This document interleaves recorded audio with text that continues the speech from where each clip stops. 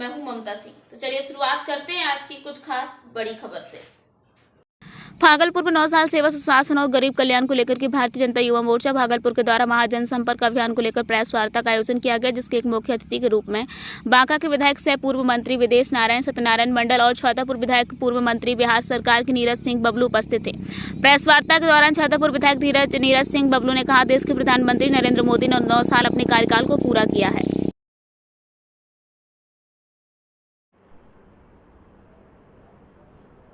सामने उपस्थित electronic media, print media के मित्रों, वैसे मेरे मित्र बबलू जी ने पूरी बात आपके सामने रख दी।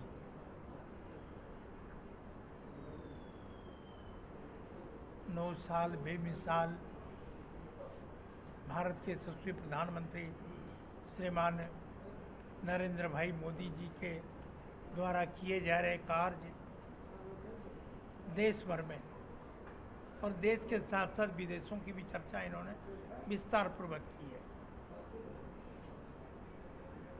लेकिन मित्रों, एक बात मैं बताना चाहता हूं आपको कि आज इस संगठन के माध्यम से किस प्रकार भारतीय जनता पार्टी और भारतीय जनता युवा मोर्चा के नौजवान गांव-गांव में चलकर, कस्बे में जाकर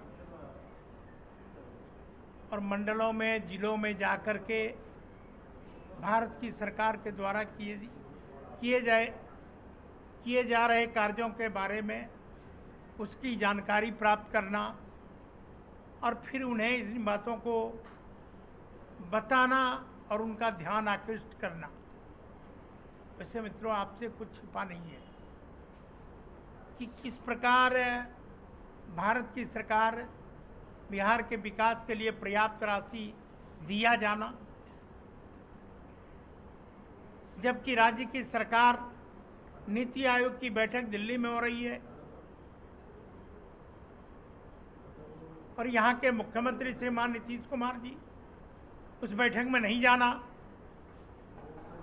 राज्य के प्रति, विकास के प्रति उनका कोई अभिरुचि ना होना और कटोरा लेकर इस देश के अन्य राज्यों में कटोरा लेकर भीख मांगते फिरना कि मुझे मुख्यमंत्री बना दो, और फिर ये कहना कि मुझे मुख्यमंत्री नहीं बनना, कोई बने, हम सबको एकत्रित करना चाहते हैं। ये झाल बजाते फिर रहे हैं।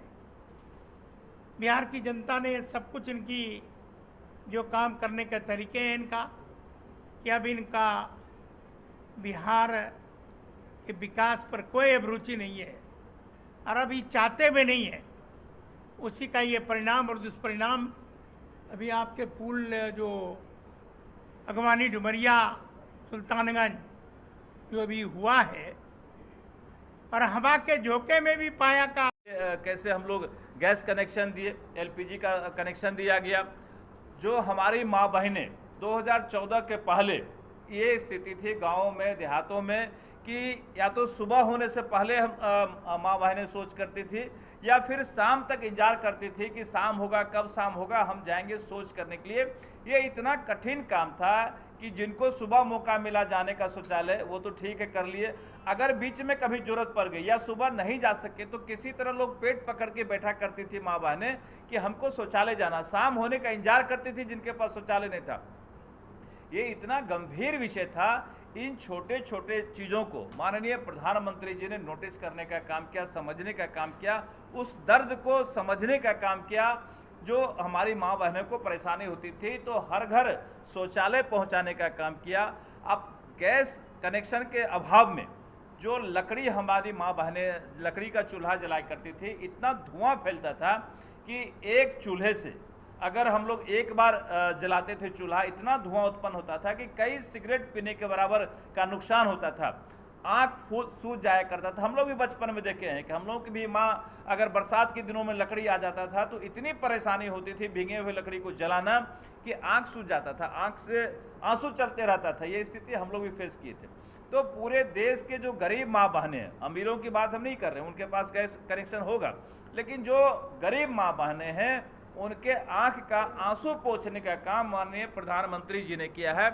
इसके अलावे जो भी विकास का काम चल रहा है, जिस तेज गति से विकास का काम चल रहा है, इंफ्रास्ट्रक्चर में जिस तरह से काम चल रहा है, सबसे बिहार की क्या दशा थी। बिहार में हमारे पास NH एकदम नगण्य था, जो लगातार माननीय प्रधानमंत्री के बनने के बाद कई बड़ी बड़ी सड़कें, कई बड़ी बड़ी पुल जो भारत सरकार के फंड से बन रहा है, जो हमारे पास पूरे देश में मेडिकल, पहले तो एम्स की जो कमी थी, सब लोग दिल्ली पर डिपेंडेंट थे।